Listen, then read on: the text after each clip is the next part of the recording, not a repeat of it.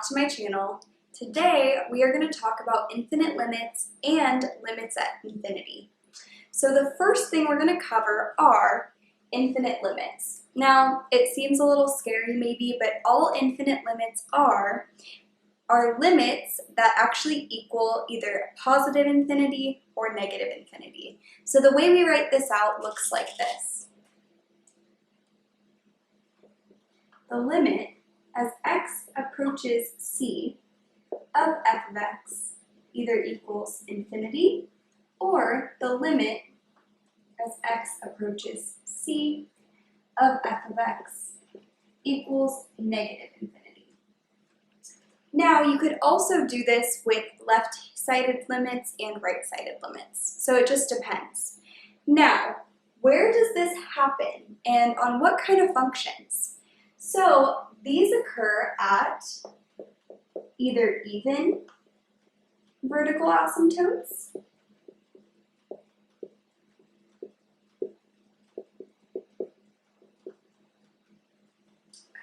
So an even vertical asymptote is a vertical asymptote at which, when the function approaches that x value, both sides of the equation, both sides of the function are either going to positive infinity or both going to negative infinity, which would cause your limit to equal either positive infinity or negative infinity.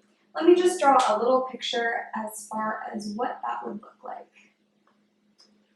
So let's say this is my C right here at that dashed vertical asymptote. Call that C. Case 1 would look something like this. I have an even vertical asymptote at C. Okay.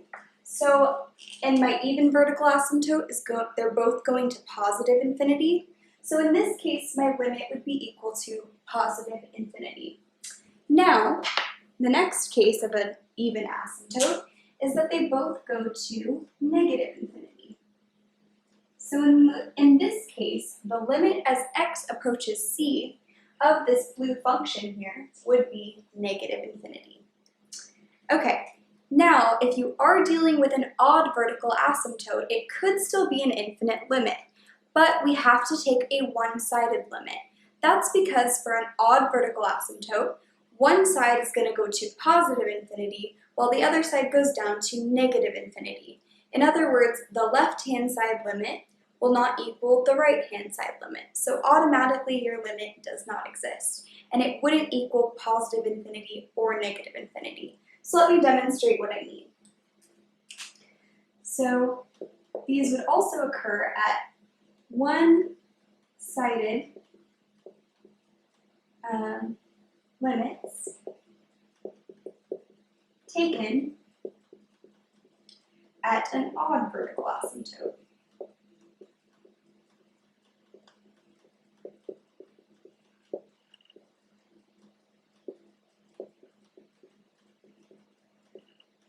And that would look something like this.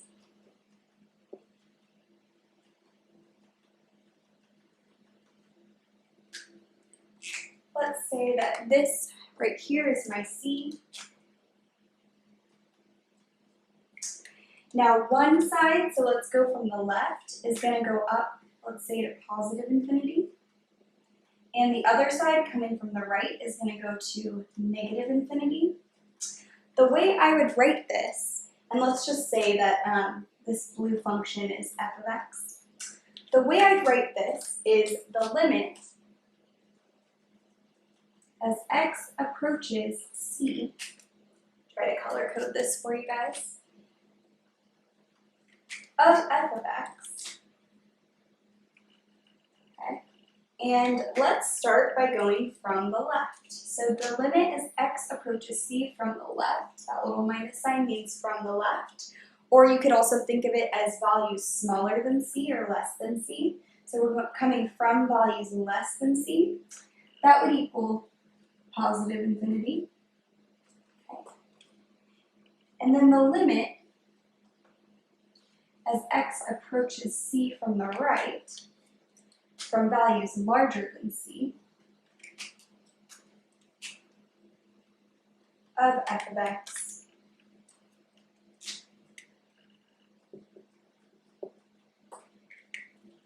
equals negative infinity. So coming from this way, we're going down, right? And it could be reversed too. So you could have an odd vertical asymptote where from the left it's going to negative infinity and from the right it's going to positive infinity.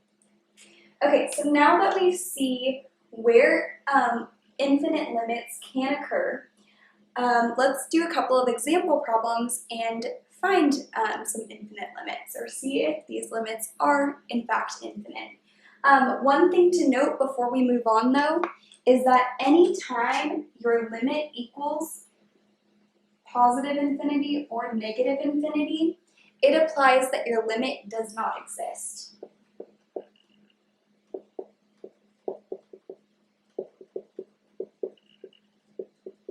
And this holds for both our one-sided limits and just our standard limit coming from both sides.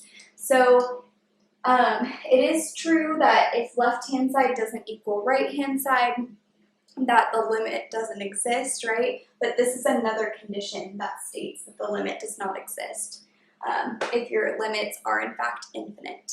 Okay, so let's move on to some examples.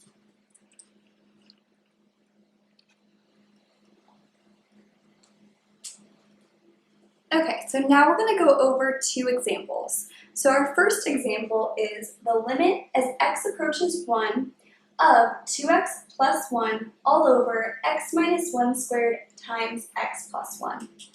Okay, so first we're approaching 1 and we need to see if we have a vertical asymptote at 1. And it looks like we do. There isn't a hole here. I don't have any factors in my numerator that will cancel out with my denominator. So we have a vertical asymptote at x equals 1. Now, we need to determine if it's even or odd, and that's because we're taking the limit from both sides. And we need to make sure that they're the same if we want to actually evaluate it. If they're different, then that means the limit automatically just doesn't exist, and we don't even have to specify as to whether it's positive or negative infinity. Okay, so I look at x minus 1 squared. That's my factor.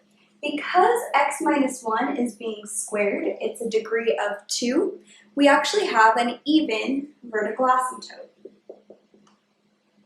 Okay, so whenever the factor, okay, in the denominator whose x value is your vertical asymptote, okay, whenever it is an even degree, you are going to have an even vertical asymptote there.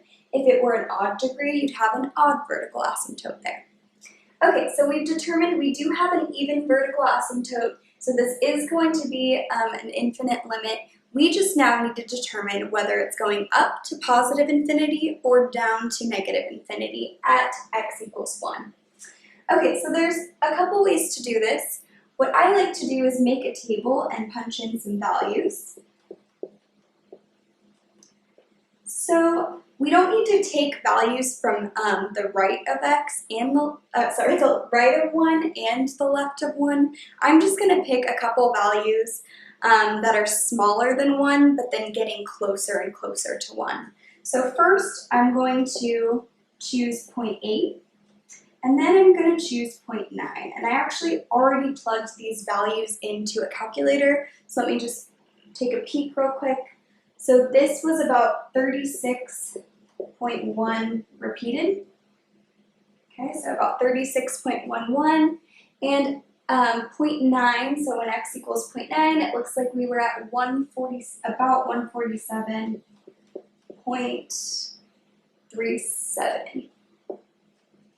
Okay, so it looks like as we're coming from the left-hand side and we're approaching 1, we are increasing. So we are going up to positive infinity. Okay. Now we need to take the limit. We're going to take a one-sided limit in this example.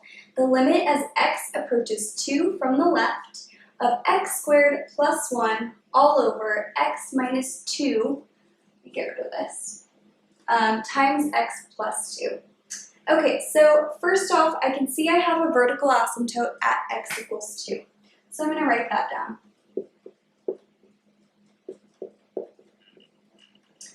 Now, is it even or odd? Well, you could actually think of x minus 2 as x minus 2 to the first for that factor. 1 is an odd number, so this is going to be an odd vertical asymptote. Now, that doesn't matter too much in the grand scheme of things because we are taking a one-sided limit. It just means we need to look at coming from the left-hand side and seeing whether we're going up to positive infinity or down to negative infinity. So let's do that. We're going to do the same method over here. So x and f of x. Okay. And so we want to pick values that are less than 2, but they're getting closer and closer to 2. So let's do 1.8 and 1.9. Okay, and then I did the same thing with the calculator. So this was about negative 5.57. Okay, and this, when I plugged in 1.9 to my function, I got about negative 11.82. Okay, so it looks like what's happening here is we're actually decreasing, going down to negative infinity as we are approaching 2 from the left. So this limit equals negative infinity.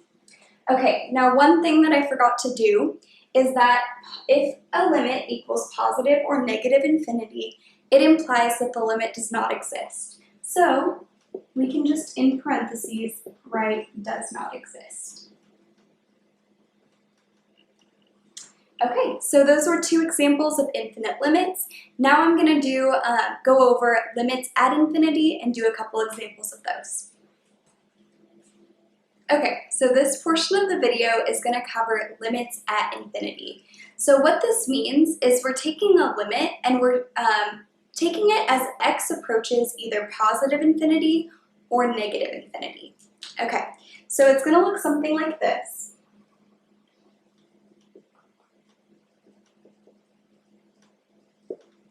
Okay, or this.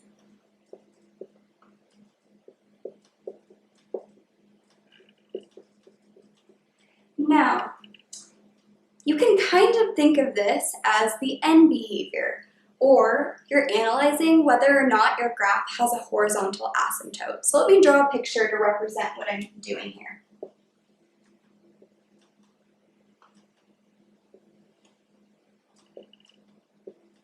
Okay, so let me draw an example of a function.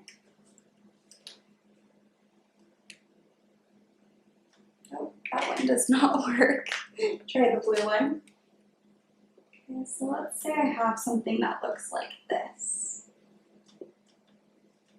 So this guy looks like it has a horizontal asymptote at y equals 0.